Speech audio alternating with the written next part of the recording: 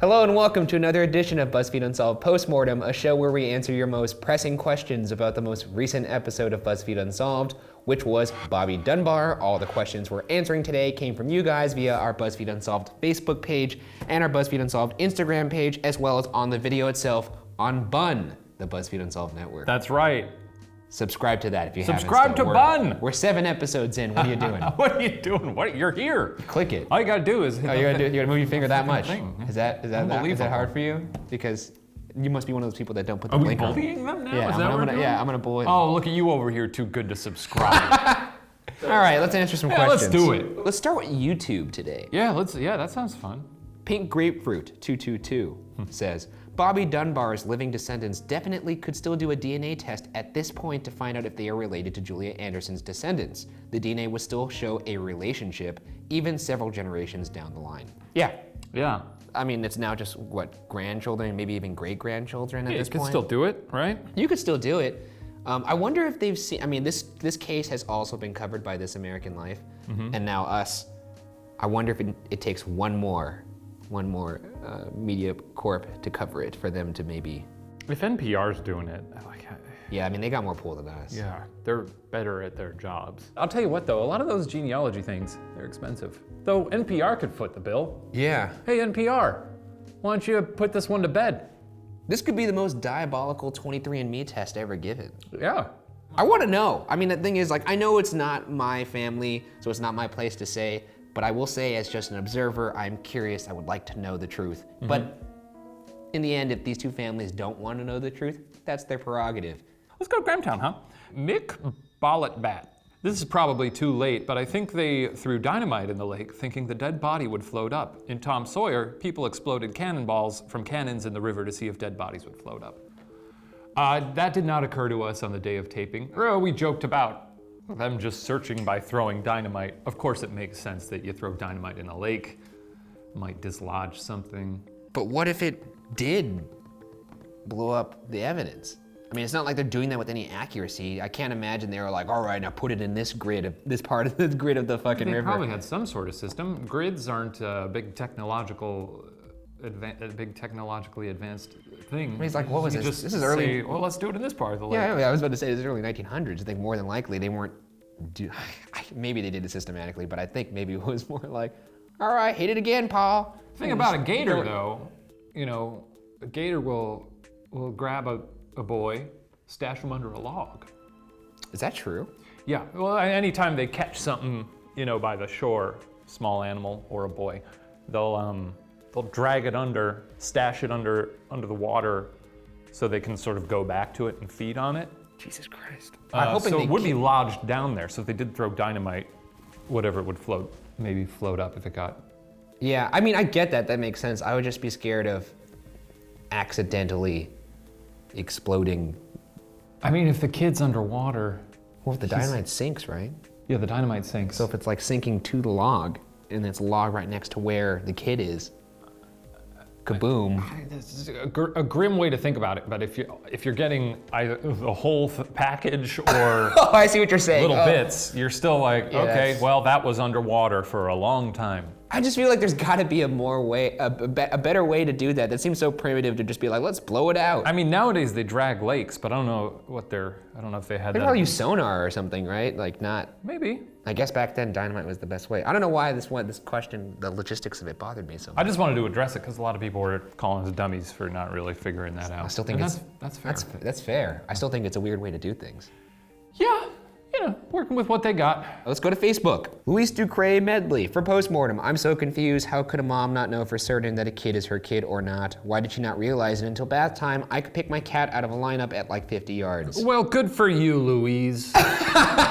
With your cats. You don't know this woman's story. Yeah, the thing is, I feel like I would be able to as well, but they did go through a significant event. They might be traumatized. They might be clinging to the hope that it is their child. I won't pretend that I understand the plight of looking for my child and then being presented with various faces to claim whether or not that is said child. I would feel like that would be a very weird time. So, while it does make sense to me that people would be suspicious of the fact that a parent can't identify their own kid, there are other factors working here. I think also the brain is a mysterious thing, and if this woman is so overcome with grief that she Confirmation is desperate, bias? yeah, she just wants her son back, and if it looks enough like her son. And he ticked the boxes of all the small identifying marks, like the burn he had on like the funny toe. toes or something? Yeah, burn on the toe, and then he had certain birthmarks. Yeah, you never know with these things. I mean, yeah, I could see how there would be some kind of, people have done weirder things in shared delusions, like those people in France that danced till they died. Danced till they died. So if people could dance till they die, I think someone could maybe misidentify their own kid. Does that make sense? Does that logical leap make sense there? Grahamtown! Molly Keene 3. Okay, but what if Bobby Dunbar is alive? I know he would be like 110 years old, and he's watching the ep and goes, "Oh shit, I'm not dead, boys." 110 years old, just watching BuzzFeed Unsolved. Yeah, perusing YouTube. Can you imagine that guy? Well, what if he was a fan of Unsolved and he just tunes in this week and was like, this is about me? Or what if he had been waiting for this and he was just like, finally, I wish they finally covered me. Well, Bobby, if you are out there and you did see this episode, write in. Send us snail mail. I think that's probably what you would do. It'd be great if the top comment on this video were just like, hey, it's me, Bobby. I'm good. Very old. Very alive. You chime off, bro. Yeah. I don't know. Let's go. Back to YouTube. YouTube. Yeah. Claire Keogh says, for postmortem, did Julia Anderson have an answer for the mole on his neck and the scar on his foot? Julia Anderson was the other woman. Other woman who a lot of people believe is the mother of this child. Yes. We don't have that confirmation either. No, because it's a mystery. Because of that silly DNA test. So she didn't have an answer for that. From what I saw, no, I did not see it. Couldn't her boy also have had those markings? That's something I thought about right now is, I'm trying to think, would my mom be able to, like if I were to die today, would she be like, oh, he has a birthmark under his armpit and he has a mark here and there. Things change. I guess you're probably looking at your child a lot more when they're younger because you're bathing them, right? But I still think there could probably be certain marks that would escape you. Granted, the one on his foot was pretty significant. You know what? Give your babies tattoos. I think that's the solution here. Property of the Dunbars. No, not property, just like, Also, I was just thinking of a baby actually at a tattoo parlor with like a backwards cap and sunglasses on, like a toothpick in his mouth, just fucking tatted up. Let's show us tatted baby. Let's see tatted baby. So, he's good. what's up, nerds? Here to get a tat? Back to Grahamtown. This is from Pepper Aloni for the postmortem. Shane and Ryan, would you rather have a pony or a bike? I'm gonna say pony. I would have neither. I would go for a ride that's not the question. on that fire truck covered in flowers. That's not the question. Why was that not a bigger deal? I didn't see anyone in the comments talking about this fire truck covered in flowers. Yeah, that's pretty insane. Can you imagine? He had a parade. Yes. So a parade is good enough, obviously. Yeah, parades kind of suck, but yeah. I agree. They're a waste of time. Yeah, they really are. Frankly, I would rather a parade stays still and I walk past, because then I'm not a prisoner. At any point, I could just be like, I'm good. But the thing was, the question was about pony or bike. Neither. No, you gotta answer one. I'm a pony because I'd like to feed it apples. Yeah, me too. Exactly. I'd like to brush it and go. Shh. Yeah, where you sort of grab their muzzle. No, you could grab like the muzzle on their neck and just be like, shh. Come on, girl. Also, that thing where like when people have a horse or a pony and they just sort of casually like, they always do it like, come on, whoa. And the pony just like, and just make inaudible noises and click. God, I love a horse. Okay, moving on. Let's go back to Grahamtown. Here's from Paige Lee 12. Oh my God, my dad's name is Bruce Anderson. I can't believe my dad has been using an alias this whole time. You gotta ask your dad some questions. Yeah. There's a lot you don't know about your dad, I think. Or he could just be named Bruce Anderson. One of the millions. Could he? You're right. Sure, yeah. But is your dad a liar? Quite likely. I mean, most people are liars. Oh. Like you. What am I lying about? I don't know. You're good at it. Here we go for YouTube.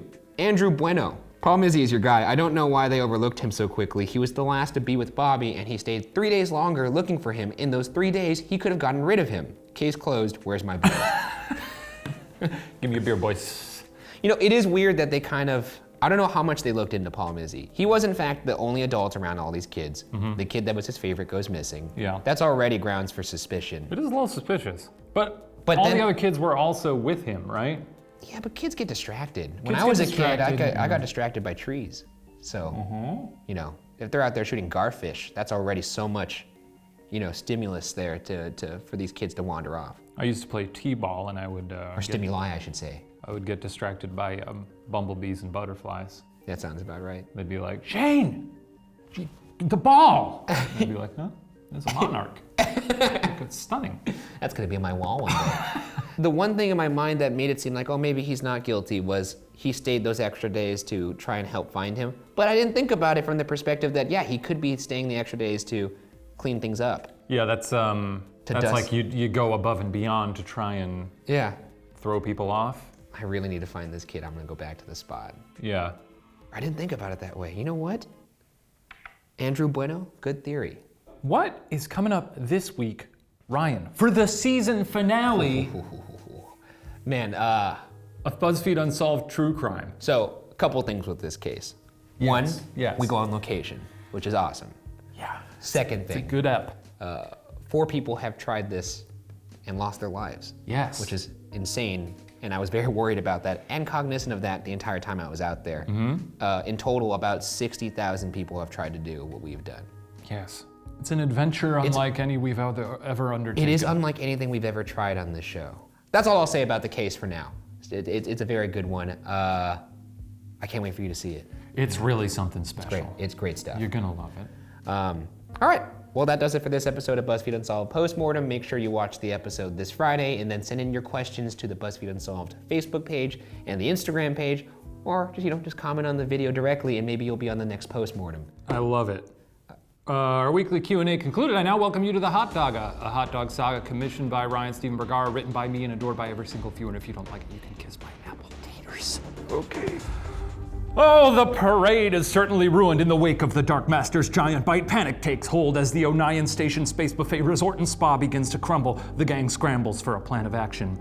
All right, folks, what's our plan? Look, Maisie, if I'd known we were going to be squaring off against a colossus, I'd probably have stayed in my egg on that stupid planet full of the dumb guys. Oh, cool, yeah, well, this is ideal for me. This is exactly how I wanted to bring back my dead wife. Okay, your tone is appropriate, and I apologize. Come on, Michael Soup. Think, Soup. Hey, wait a minute, everybody. We've all got this pasta here. Why don't we strangle him with it? Say, that's not a bad idea. And Pam, can you do some hot dog magic to make the pasta extra, extra what? Extra strangly? I can make it sparkle. Wait, hang on. This big guy, this bitey man, he's no good? Yeah, he's worse than I used to be. Again, I'm not overly familiar with you. Well, she stunk. She's the reason all our lives are so shitty. True that. Well, Maisie, didn't she also will you into existence, though? And the love of your life? And my acclaimed rock and roll band? Yeah, so? Oh, I wasn't really making a point, just illustrating that she's fairly complex. Hey, fun convo, guys, but I believe Ernie was on his way to a game plan. Oh, yeah, if this guy's nothing but bad news, why don't we crank this Serenity Ray up to 100 and turn all the dark energy little? That's how it works, right? Oh my God, yes, I don't know. It seems doable. Well, it's gonna take a minute to charge up, but I think we've got, from the head of the parade, a blast. Smeech is gone. Smeech! Crank it, Doc. The chicken cranks the Serenity Ray up to 100. As it begins to slowly power up, a towering hooded figure stalks into view. It is the scariest villain in the history of fiction, including Heath Ledger's Joker. Let me handle this, guys. Just blast him as soon as you can. Pam steps forward. So good to finally see you all, and how very tickled I am to see you here, Pamela. Yeah, well, I started meditating on my decisions and felt kind of bad about playing a part in the total destruction of planet Earth. Too little, too late, I'm afraid. I'm just doing the best I can. You know what? It's worth a shot. Pam, kazam! Pam's witch blast freezes in midair. Huh? That's the dumbest thing I've ever heard. Oh. It's the dumbest thing. Oh, what's this? Actually hurt my heart. A gift? I'm afraid I couldn't possibly accept this. Pam, what's he doing? Who's deserving of such a beautiful, shimmering thing? Ernie, how's that special project coming along? 97%, just a few more seconds. Say, you there. Who, me? I think I've heard your songs on the radio. Gene smiles and is struck by the witch blast. Everyone screams, but it'll be in slow motion while emotional music plays. No! Gene! Oh God, we're at 100%. Do it! Gundis blasts the concentrated serenity ray at the hulking figure. The Dark Master screams as his figure is reduced, enshrouded in the oversized cloak. I'm so sorry. I didn't think he could. Shut up, Pam. Gene, are you okay? I'm not great. Look, this place is coming down. We gotta grab the converter off the Persica and hop on board the Minestrone ASAP. From the cloak, the figure screams. Mike Soup! Mike and Gundis freeze. Oh God, I know that voice anywhere. It's him. What? His Adam's apple was stuck in his throat. You guys better go, or we're all gonna die. This is your only chance. Mike and I'll stay behind. Wait, why? Seems we have unfinished business with the Space Pope, Chili the Ninth. There's only one episode left of this season, folks, and it's gonna be a real barn burner. So stick around next week for the season finale of the Hot Dogga Showdown at the Space Buffet, only on Bun! We're crawling ever closer to being free From all of this? from all that. Oh no.